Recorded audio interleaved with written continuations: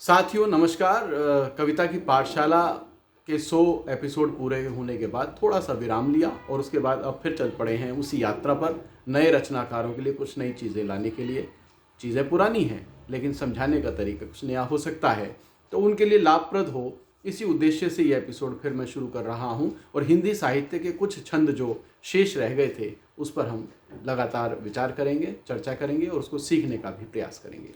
आज मैं इस 101वें एपिसोड में ले रहा हूँ रूपमाला छंद को। हिंदी साहित्य का रूपमाला छंद बहुत प्रचलित छंद है और तमाम बड़े कवियों ने इसका इस्तेमाल किया है अपनी रचनाओं में। और सबसे ज़्यादा इस्तेमाल मैथिलीशरण गुप्त जी जो हमारे राष्ट्र कवि हैं उन्होंने इसका इस्तेमाल किया है। नियम क्या है? नियम यह है कि रूपमाला छंद में 4 चरण होते हैं और ये मात्रिक छंद है। 4 चरण होते हैं, प्रत्येक चरण में 24 मात्राएं होती हैं और 14 और 10 पर यति होती है, यानी 14 मात्राओं का थोड़ी सी सांस ली जाती है। और जब इस चरण का एक चरण का अंत होगा तो वह लघु गुरु मात्रा के साथ होगा। यानी क्रम क्या रहेगा उसका मात्रा का? गुरु और फिर लघु। ठीक है, तो 4 चरण और चारों चरण में ही तुकांत होंगे और अगर समांत है तो समांत भी रहेगा। ठीक है, तो मैं इसका एक उदाहरण देता हूँ। मैथिलीशरण गुप्त जी ने जो इस छंद में अपनी रचना की। बीतने दे रात होगा सुप्रभात विशाल। बीतने के बाद रात होगा, बीतने दे रात होगा सुप्रभात विशाल। अब इसकी अगर गणना करें, ये पहला चरण है। ठीक है, बीतने दे रात, बीतने में कितनी मात्राएं हैं? गुरु लघु गुरु 5 मात्राएं हैं।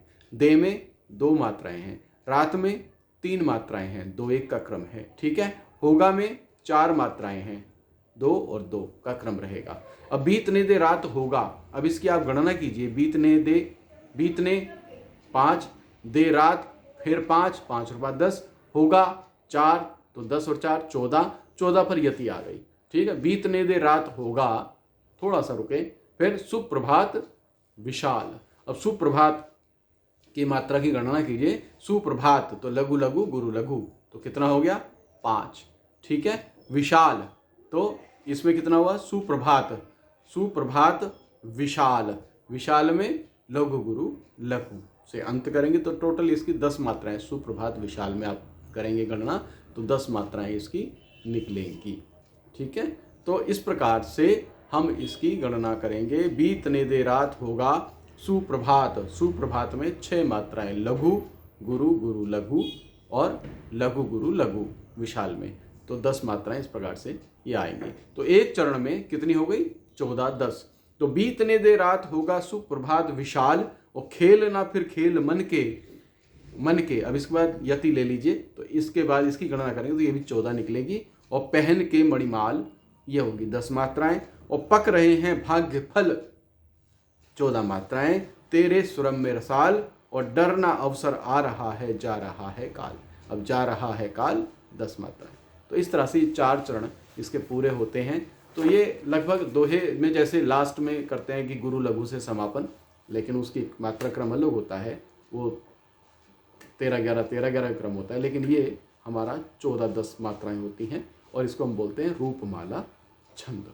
तो रूपमाला छंद आपके लिए नया होगा, इस पर आप अभ्यास कर सकते हैं और जो नियम है उसका पालन करेंगे और उस हिसाब से सीखेंगे, अभ्यास करेंगे तो ये स्वतः है आपके अंदर आना शुरू हो जाएगा। तो इसका रिदम भी आप चाहे इसको गा के आप आसानी हो तो लिख सकते हैं, या जैसे मैंने बोला है पढ़ा है उस तरह से भी आप लिख सकते हैं।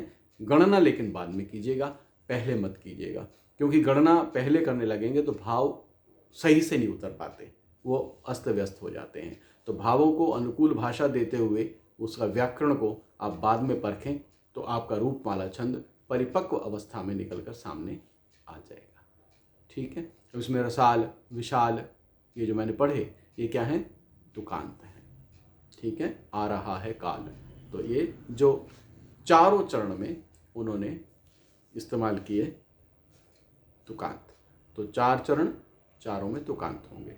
ठीक है, और 14 और 10 मात्राएं, 24 है एक चरण में, 14-10 पर यति होगी।